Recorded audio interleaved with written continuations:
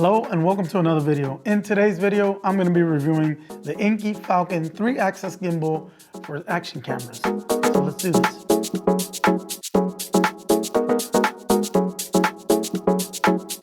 Now, full disclosure, INKEE reached out to me and asked me if I was interested in reviewing their gimbal, and I agreed to do so. But I'm not being paid, nor am I obligated to say anything I don't want to say about this gimbal. And like always, I'm going to share my honest thoughts and opinions with you guys.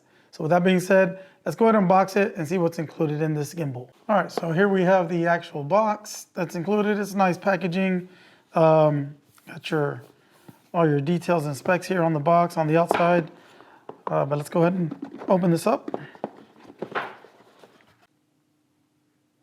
So right here we have the instruction manual, or instruction quick start guide, I should say. Here we have the actual gimbal.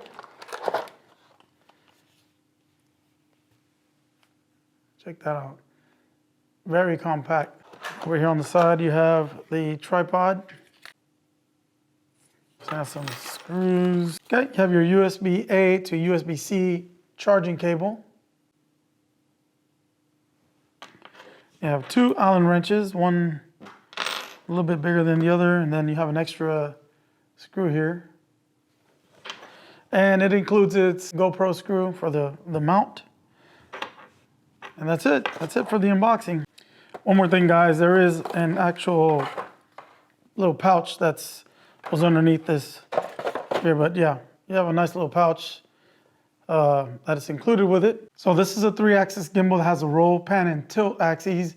It has a built-in 2500 milliamp hour battery. The gimbal's made out of aluminum alloy and it has some plastic parts to it. It's very compact, 238 millimeters.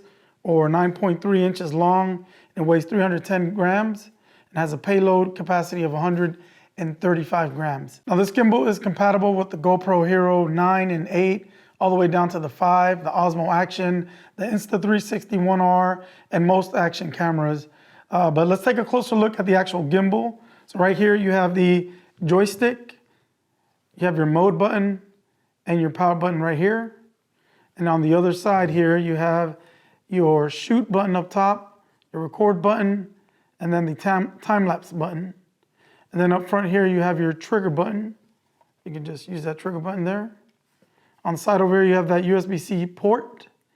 And on the bottom, you have a 1/4" 20 screw mount, so you can attach your tripod there to that and screw that on there like that. So for the purpose of this video, this is the only action camera that I'm going to be using. It's the GoPro Hero 9 Black. So how do you mount this onto the gimbal? It's very self-explanatory, or very straightforward, I should say. First things first, you're gonna grab the GoPro and slide it in here to the mount. Use that screw that comes with it and screw this in. But basically you could adjust this left and right to balance it. And then you can adjust on here on the side. It has these screws. You're gonna have to grab the small Allen wrench that came with this and adjust the left and right, which you will actually, right here on the back. Right here is a screw that you adjust, or you loosen to adjust this to the left and right. And then on the side here, you have two screws that you're gonna loosen up to adjust up and down.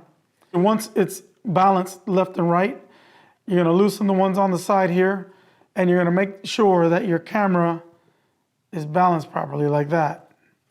So it should look like that. See that? So there we have it. It's all nice and balanced. Now you just power it on. You press that red button on the back. Power it on, and you'll see these lights come on the back.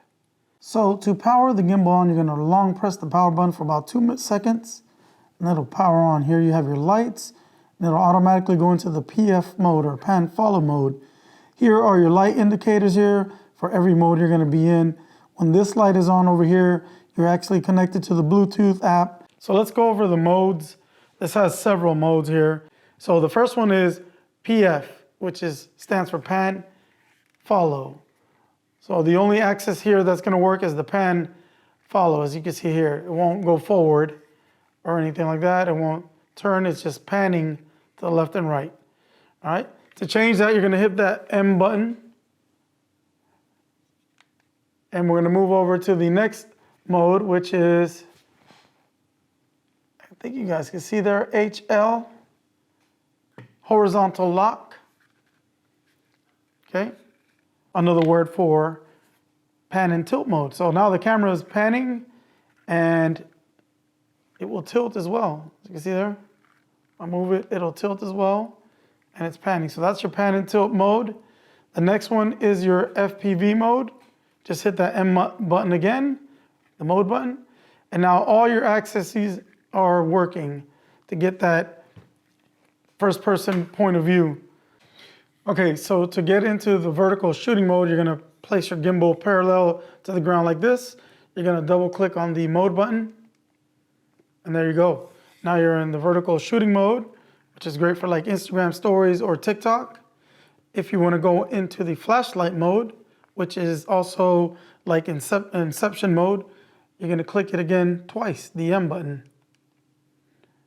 And now you use your joystick and you can see there, it'll go 360 degrees, like in inception mode.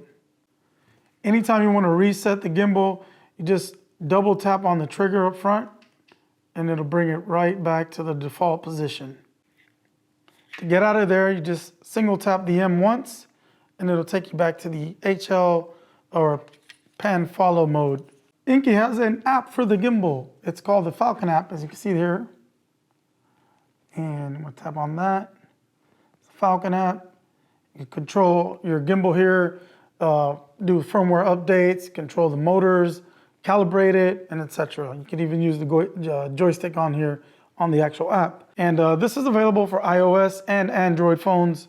I have an Apple iPhone 12 mini, so that's what I'm gonna be using in this video. So what you're gonna do is go into your Bluetooth settings. The ID for the gimbal is INKEE 061. And right here at the very bottom of mine, you can see that there. I'm gonna tap it. Then it's gonna say Bluetooth request pairing.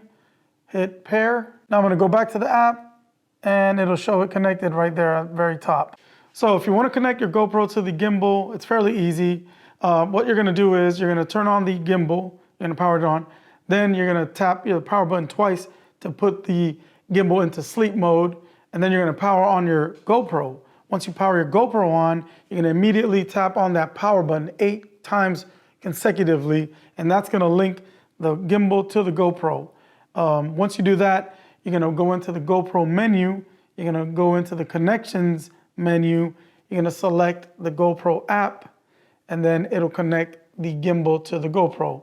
It'll say connection successful. I'm gonna link a video for you guys to check out on how to do it. That was uploaded by INKEE, I believe, so you guys can check out the step-by-step. So let's go outside and take a look at how this gimbal performs with my GoPro Hero 9 Black. So as we all know, the hyper smooth on these GoPros, especially the GoPro Hero 9 Black, are really good. They're fantastic. I'm gonna take a quick shot with it on, handheld, no gimbal, no, I didn't even bring my little tripod. So I'm just gonna hold it like this. No hyper smooth on, and then one with the hyper smooth on, so we can compare it to the ones with the gimbal on.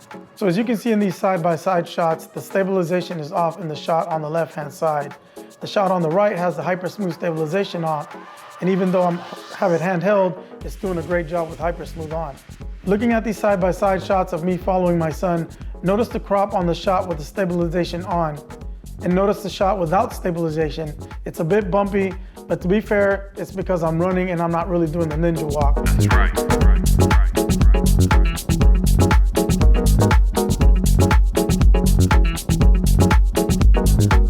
All right, so right now I have the GoPro on the INKEE Falcon with no hyper smooth on, no stabilization from the camera. This is strictly the actual gimbal. Okay, right here, going backwards.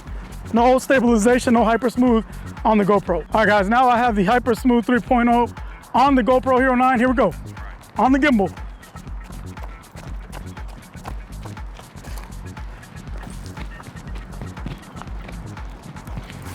So as we already know, the hyper smooth on these cameras is fantastic. So I'm assuming it came out pretty good. We'll check it out. So a couple of things that I will tell you right now that I don't like is that I can't use the media mod on here. So right now, this is the audio from the GoPro but no microphone on. This is not hooked up. I'm not even recording on my Sony. This is a direct shot into the GoPro Hero 9 Black with no media mod because it doesn't fit with this gimbal. So to conclude this review, I think this is a well-built gimbal with some really nice features.